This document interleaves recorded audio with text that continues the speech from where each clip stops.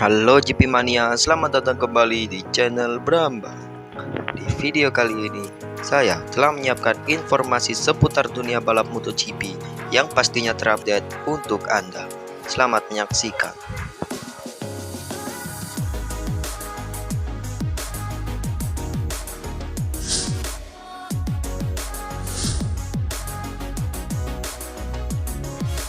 Rookie terbaik MotoGP makin terlihat. Peraih gelar Rookie of the Year MotoGP 2022 makin terlihat setelah melakoni 11 balapan pertama musim ini. Rookie selalu menjadi pembahasan yang menarik setiap MotoGP menggelar musim baru, dan beberapa tim menggait talenta muda yang dirasa siap bersaing di level tertinggi. Namun, tak semua rookie memiliki musim yang mudah dan tak mendapatkan tekanan dari pabrikan, mengingat mereka kerap terikat kontrak langsung oleh pabrikan atau langsung memperkuat tim pabrikan. Tahun lalu, 5 rookie didatangkan oleh 3 pabrikan, di mana 2 diantaranya berhasil memberikan kejutan dan penampilannya apik. Tapi musim ini bisa dikatakan menjadi era paling kompetitif MotoGP dalam hal persaingan pada rookie. Menjadi rookie di era sekarang juga lebih mudah dibanding di masa lalu. Setelah melewati setengah musim, tampaknya menarik untuk melihat seberapa besar perkembangan setiap rookie. Marco Bezzecchi muni VR46 dengan 55 poin. Bezzecchi bisa dikatakan sebagai rookie paling kompetitif dibanding yang lainnya sepanjang musim ini, menggunakan tes MotoGP GP21 yang merupakan versi terbaik dari Ducati. Pembalap asal Italia itu tampil memukau. Padahal di awal musim namanya tak pernah menjadi sorotan pemberitaan, mengingat Remy Gardner dan Raul Fernandez menguasai headline pemberitaan. Bukan hanya melakukan pekerjaan bagus sejauh ini, Bezzecchi juga melakukan performa bagus, terutama ketika MotoGP kembali ke Eropa. Finish di posisi ke-10 besar pada GP Argentina. Bezzecchi bertarung untuk podium di Mugello sebelum finish kelima. Podium yang didapatkannya di Assen juga menjadi peringatan kepada seluruh pembalap bahwa Marco Bezzecchi bisa menjadi ancaman serius pada paruh kedua MotoGP 2022.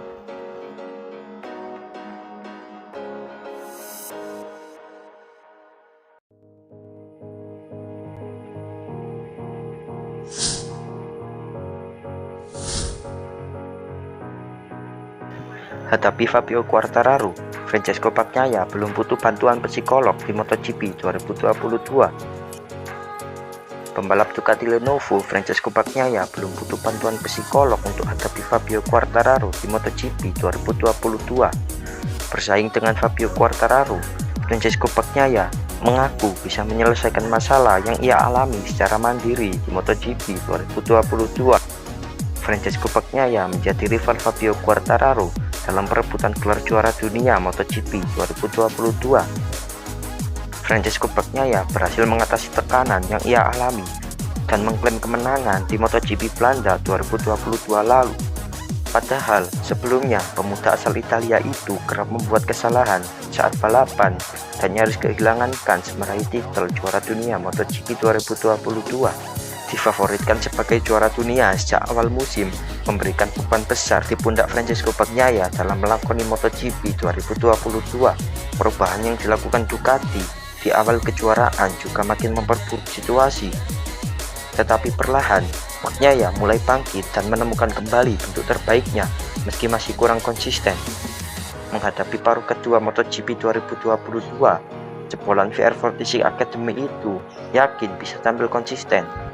Ia juga menegaskan masih belum membutuhkan bantuan psikolog untuk membantunya dalam menemukan solusi. Pemuda berusia 25 tahun itu mengaku masih bisa menemukan jawaban atas berbagai problem yang dihadapinya.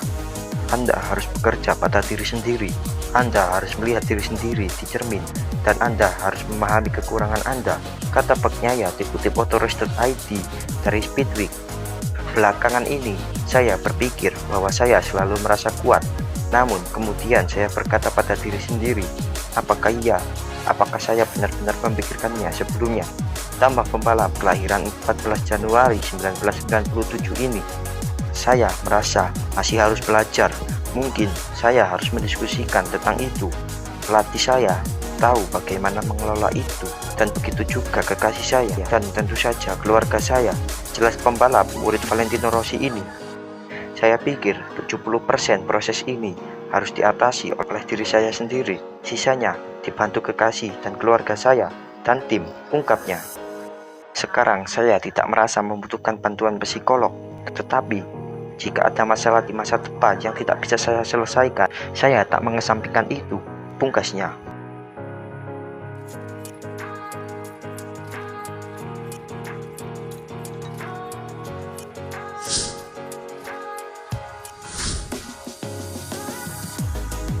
Ducati minta FIM dan MotoGP berlaku adil.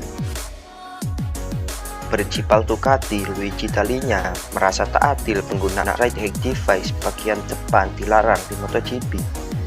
Ducati jadi pabrikan yang terus berinovasi dengan memperkenalkan beberapa teknologi baru yang dapat meningkatkan kinerja motor. Namun, apa yang mereka ciptakan kerap mendapatkan pertentangan dari rivalnya.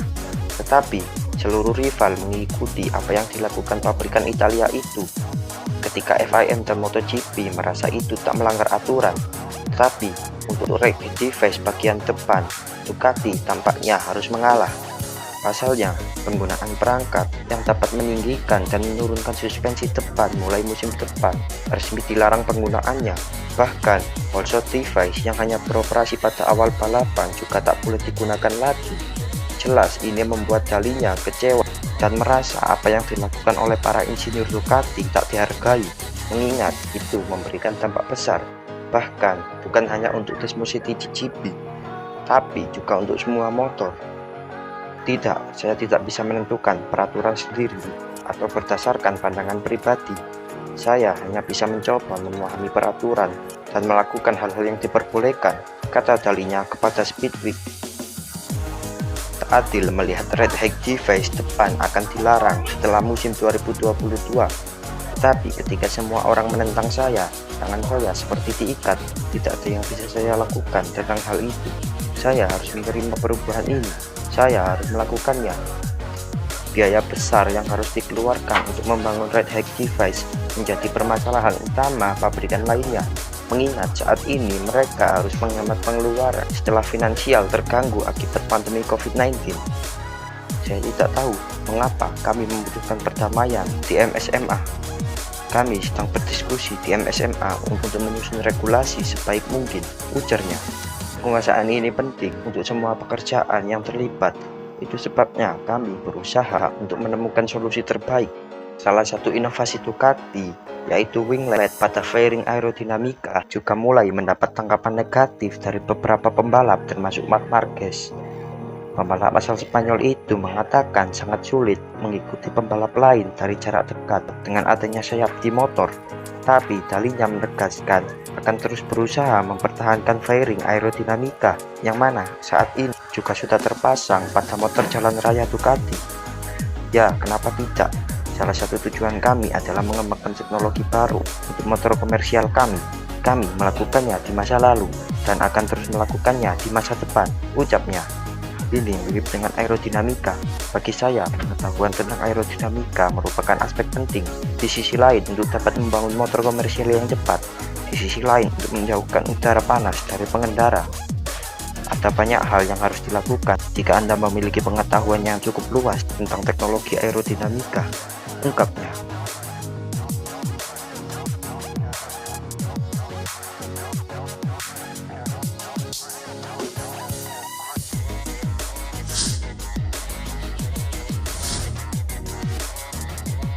Marc Marquez bahagia selalu didukung fans. Marc Marquez sedang berjuang memulihkan kondisinya setelah menjalani operasi pada tangannya. Namun, rider asal Spanyol itu tetap merasa gembira dengan banyaknya dukungan dari fans. Marquez harus mengalami beberapa musim yang kurang baik akibat cedera yang mendera di MotoGP 2020. Akibatnya, pembalap Repsol Honda itu cukup kesulitan untuk mendapatkan hasil yang memuaskan. Kini, kondisi Marquez secara perlahan-lahan semakin membaik. Pembalap berusia 29 tahun itu telah melepaskan penyangga lengan dan siap melalui proses pemulihan selanjutnya. Marquez merasa senang karena terus mendapat dukungan dari penggemar. The Baby Alien merasa takjub dengan pengorbanan fans kepadanya. Senang melihat bagaimana orang-orang mendukung Anda dan mendorong Anda untuk berkembang. Orang-orang lain yang tidak Anda kenal, tetapi Anda juga tahu mereka mengagumi Anda, ungkap Marquez dilansir Motosan. Marquez menyatakan banyak dukungan fans sangat membantu untuk mempercepat proses pemulihan. Sungguh menakjubkan, mereka pasti banyak membantu saya juga, ungkasnya.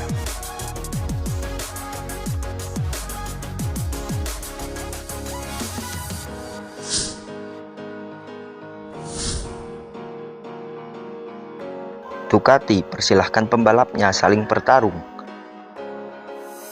Direktur olahraga Ducati Corse, Paolo Chiabatti, menegaskan skuad Borgo Panigale menolak untuk menerapkan tim order kepada salah satu pembalapnya demi titel MotoGP 2022. Hingga paruh pertama musim, penunggang Desmo Cedici yang menempati peringkat tertinggi dalam klasemen sementara adalah Johan Zarco. Rider Pramac Racing itu berjarak 58 poin dari sang pemuncak klasemen Fabio Quartararo. Andalan utama Ducati, Francesco Bagnaia, berhasil memangkas selisih poin dengan El Diablo, akan tetapi Pecco masih terpaut 66 angka. Ini lantaran 4 balapannya berakhir secara prematur alias did not finish atau DNF. Menyisakan 9 lomba, peluang Ducati untuk menghidupkan kembali harapan meraih gelar juara dunia nampaknya makin memudar. Kendati demikian, tim yang berbasis di Polonia itu enggan menerapkan tim order. Oke, pertama-tama saya harus katakan bahwa jelas saat ini masih ada balapan yang harus dihadapi, kata Chiabatti selama akhir pekan Grand Prix Belanda di Asen lalu. Pada prinsipnya, dengan beberapa pengecualian, di masa lalu kami tidak menyukai tim order. Jelas jika ini balapan terakhir dan satu pembalap tidak punya peluang untuk menang dan pembalap lain memikirkan peluang untuk menang, Anda kemungkinan memikirkan strategi. Tapi ini kasus luar biasa. Sekarang kami tidak dalam situasi itu. Kami tidak akan memberikan tim order. Satu-satunya indikasi yang kami berikan kepada pembalap kami adalah untuk menghindari membuat gerakan ekstrim satu sama lain.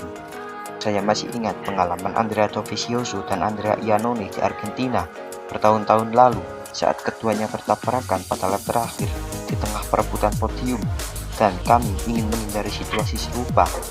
Ini satu-satunya hal yang kami katakan kepada pembalap kami untuk lebih menghormati pembalap dalam merek yang sama. Jangan mencoba manuver ekstrim jika memungkinkan, tapi untuk sisanya mereka bebas melakukan apa yang mereka inginkan, dan jika mereka bisa memenangi perlombaan, mereka harus memenangi perlombaan. Tim order sebenarnya bukan hal yang asing bagi Ducati. Skuad yang dipimpin oleh Claudio De Monicali selaku CEO tersebut pernah menerapkannya 5 tahun lalu, tepatnya pada musim 2017. Kala itu, tim memberikan pesan mapping 8 kepada Jorge Lorenzo di dalam sesi MotoGP di Sepang dan Valencia. Itu adalah sinyal kepada Porfuera memberikan jalan untuk Andrea Dovizioso. Lorenzo mematuhi perintah pada GP Malaysia, namun dia mengabaikannya pada seri pamungkas di sirkuit Ricardo Tormo. Alasannya, perubahan posisi tak akan membuat perbedaan lagi bagi Dovizioso. MotoGP 2022 bakal kembali bergulir saat Silverstone menjadi tuan rumah untuk putaran GP Inggris pada 7 Agustus mendatang.